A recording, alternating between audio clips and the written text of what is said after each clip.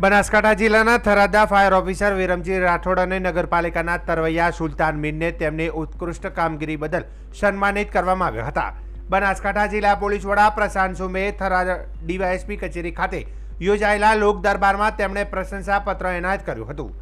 વિરમજી રાઠોડ છેલ્લા 8 વર્ષથી થરાદ નગરપાલિકામાં ફરજ બજાવી રહ્યા છે.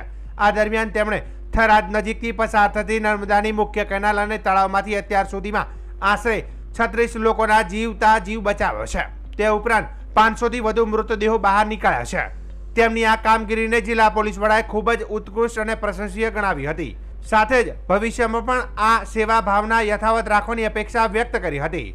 સન્માન બદલ વિરમજી રાઠોડે એસપી સુબેનો આભાર વ્યક્ત કર્યો હતો.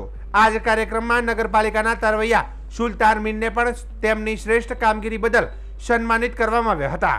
સુલતાન મીર લાંબા સમયથી નગરપાલિકાના તરવૈયા તરીકે ફરજ બજાવી રહ્યા છે અને જીવના જોખમે કેનાલમાં પડેલા અનેકો લોકોના જીવ બચાવ્યા છે.